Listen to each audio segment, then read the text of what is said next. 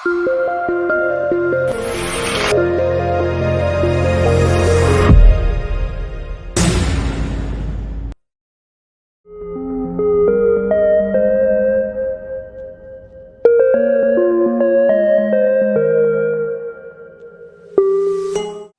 depuis 2 ans, au sein de Kaoru Group, on s'est lancé dans la promotion de la production locale. Vous savez, nous sommes une agence marketing. Nous sommes une agence marketing et nous faisons du conseil en stratégie de communication.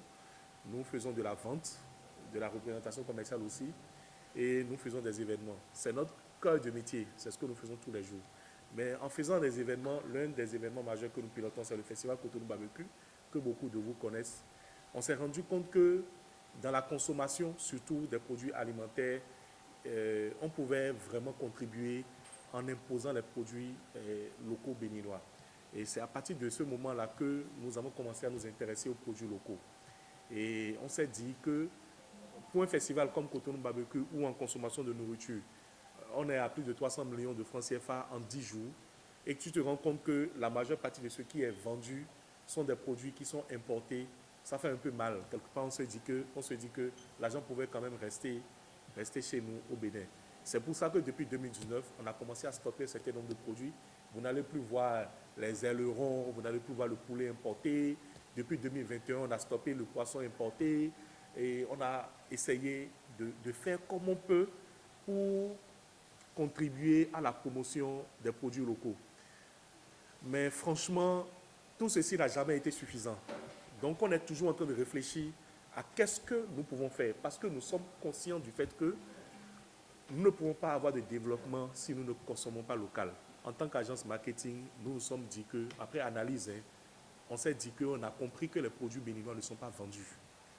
Certes, on produit, mais en réalité, on ne vend pas. Quand je dis vendre, c'est que ce qu'on doit faire pour qu'un produit puisse passer n'est pas fait.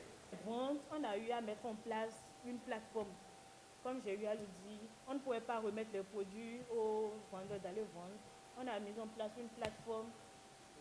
Dès que les vendeurs ont des clients par rapport aux produits, parce que les visuels sont envoyés aux entreprises et aux vendeurs, ils postent les visuels, ils font leur publicité autour, ils définissent leur stratégie de vente. Dès qu'ils ont un client, ils vont sur la plateforme maintenant, parce que sur la plateforme, il y a l'entreprise, il y a les vendeurs. Ils vont sur la plateforme, ils choisissent l'entreprise qui produit le produit, ils lancent la commande. Automatiquement, l'entreprise réagit. C'est un concours basique, c'est un concours d'agents commerciaux. Pourquoi est-ce que nous avons voulu faire un concours? Je vais vous expliquer. Mais avant tout, c'est un concours où vous êtes passé à 50 maintenant. Vous avez 50 commerciaux que nous mettons en compétition pendant 2 mois pour vendre vos produits.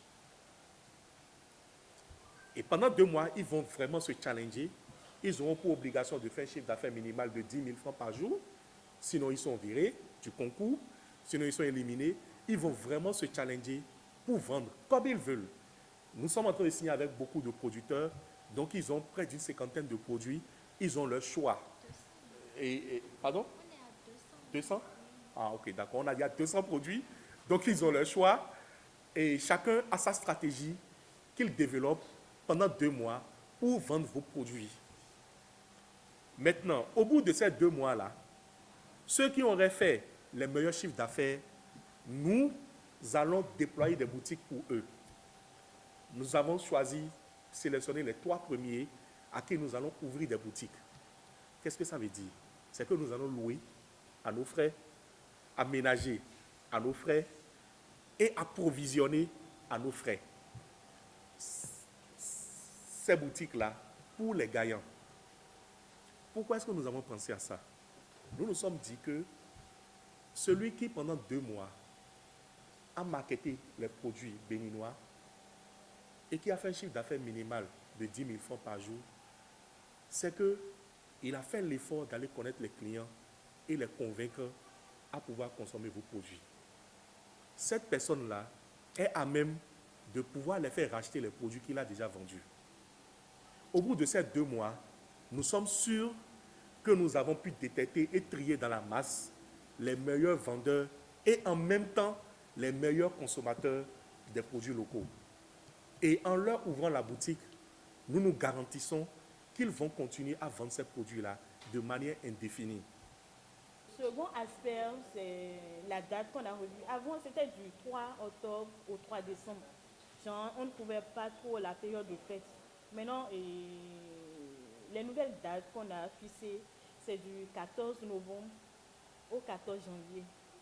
Donc, le concours va couvrir toute la période des fêtes. Toute la période des fêtes. Pendant la période des fêtes, on verra comment on va faire les paniers purement consommés local pour proposer aux clients.